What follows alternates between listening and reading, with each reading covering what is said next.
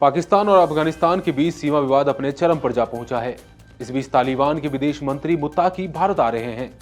साथ ही आज हम बात करेंगे पाकिस्तान अधिकृत कश्मीर यानी पीओके की, जहां हालात दिन ब दिन बद से बदतर होते जा रहे हैं। सवाल उठ रहा है कि क्या वाकई पाकिस्तान के हाथ से कश्मीर फिसलता जा रहा है। वहीं जेएनयू में दशहरा पर हो रहे रावण दहन के बीच बड़े स्तर पर बवाल मचा है। नमस्कार, मैं हूं आदित्य। इंडिया.com के स्पेशल शो इंडिया एट 9 में आपका स्वागत है।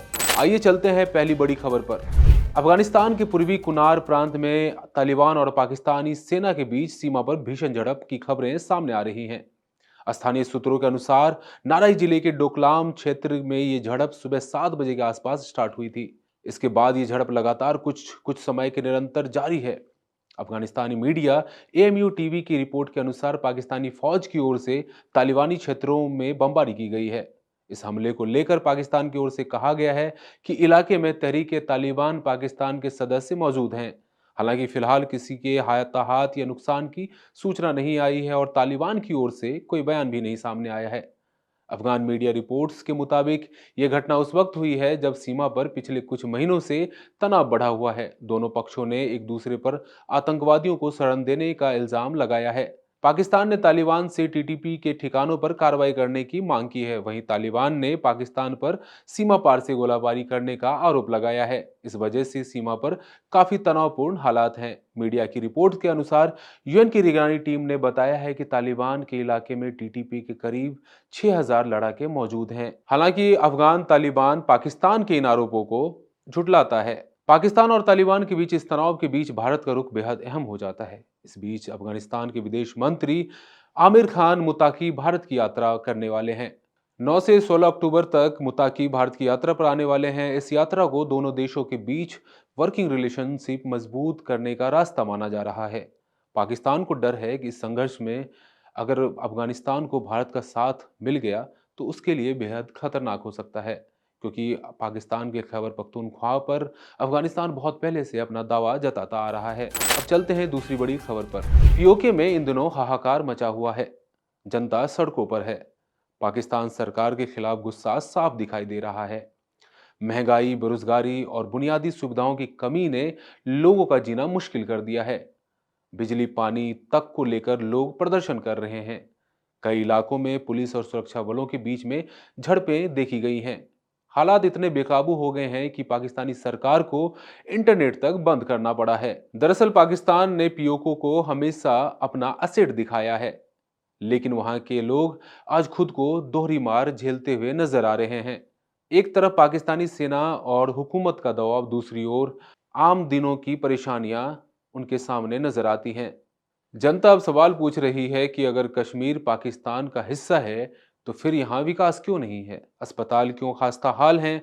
सड़कें क्यों टूटी हुई हैं? भारत की संसद ने पहले ही साफ कर दिया है कि पूरा कश्मीर, लद्दाख हो या गिलगित बाल्तिस्तान, भारत का अभिन्न हिस्सा है।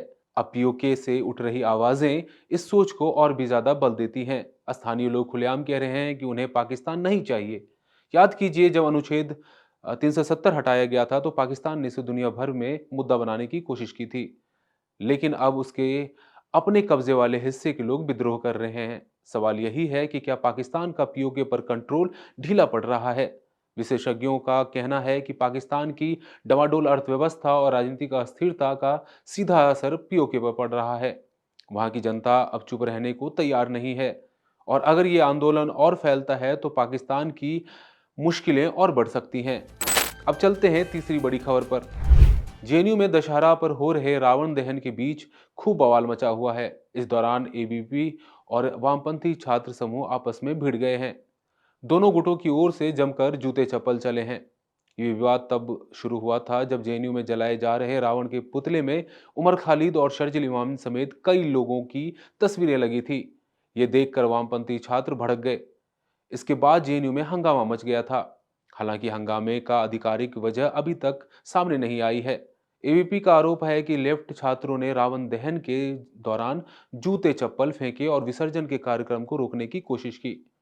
आइए जानते हैं कि जेएनयू-एसयू ने क्या कहा है इस विवाद पर। जेएनयू-एसयू ने एक बयान जारी कर एबीवीपी पर राजनीतिक लाभ के लिए धर्म के इस्तेमाल का आरोप लगाया है। जेएनयू-एसयू की ओर से कहा गया है कि एबीवीपी ने रावण दहन समारोह के दौरान जेएनयू के पूर्व छात्रों उमर और शर्जिल को रावण के तौर पर दर्शाया है, जबकि दोनों पिछले 5 सालों से जेल की कैद में बंद हैं।